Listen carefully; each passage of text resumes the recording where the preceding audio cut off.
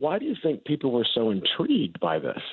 I mean, I kind of know why, because I think it was supposed to be a destruction and a blowout. But what do you think, as a guy that watching it and knows sports, obviously?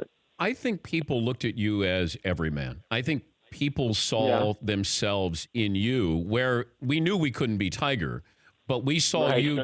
You were trying to take down the king. You were trying to take down, and you pushed him. The man, yeah. And it's not like you didn't lose the U.S. Open. He won it, and there's a difference in that. Right. And I think that's what we looked at you and said, oh my God, he's going toe to toe with Mike Tyson here, and you're lasting. Now you extended to another day, and the fact that it was, I think you led after the 14th hole on that playoff 15th, day. yeah. On 16, I was one ahead. Oh boy, what are you thinking at the time? Well, what I'm thinking at the time is this is exactly where I thought I was going to be when I woke up. Leading this, I thought when I woke up, and I said this to a few people, and I think some people look at me like I have like 3 eyes and 5 legs.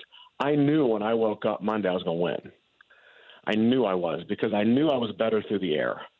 And opens usually are won through the air, tee to green, and then you putt reasonably well, and you have a shot at it. As you'll see this week, probably the leader in fairways and greens probably going to win this tournament at Shinnecock, but.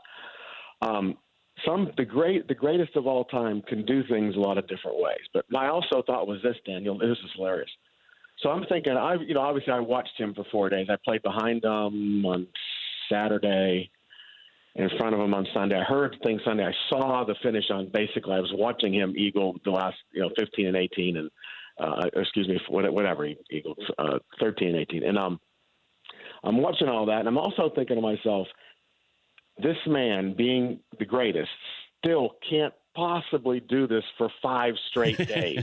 It can't happen. So I'm thinking that too. I'm like, well, the odds are against him right now. The odds are always were going to be against me on Monday, but they're against him too, because if he hits it like he did the first couple days, I don't think it can happen. And of course, he did the same thing, and he did the same thing. So. It's just one of those things. I say the greatest of all time players, you name them all, they do great things all the time they do things you're not supposed to do pretty much all the time. That's why they're the greatest of all time. He's Rocco, and Tiger has proved that many, many, many, many times. He's Rocco Mediate. It was 10 years ago this week, finished runner-up to Tiger Woods, his best career finish in a major on the PGA Tour.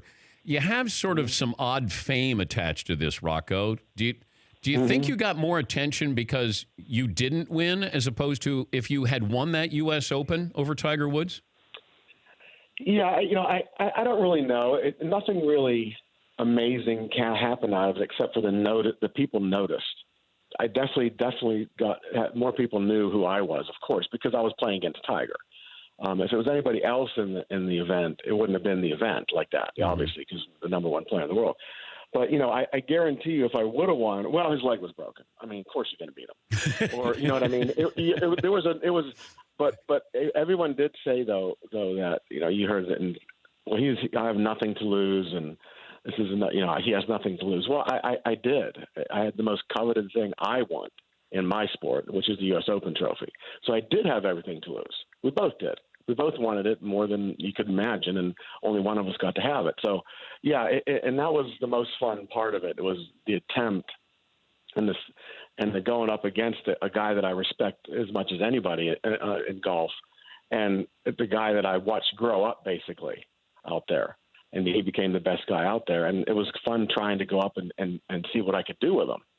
And the only way that's going to happen is if you're playing great golf on that type of course. Then there's a shot. Most other places you're going to get taken apart. But the Open levels things out, especially if you're hitting it a little crooked. If I had you versus Tiger today for one round for the U.S. Open, how do you think you'd do 10 years later? I think it'd be the same type of battle, but unfortunately for me, he's really swinging good right now. and he's healthier. He's really swinging good right now. Yes, he doesn't have a broken leg. No, he looks great. I mean, I think he's going to do crazy things. I mean, people look at me crazy again, but I'm like, this guy ain't done. I mean, I looked at the way he's swinging that golf club right now, and I've paid attention for a lot of years in a row watching him after our event. And it's good, and you can see what's going on. I mean, I think he's got amazing things coming, and I think he's going to not shock. He's going to shock the world, but not him. For more Dan Patrick Show, tune to Audience Channel 239 on DirecTV or download the Dan Patrick Show app.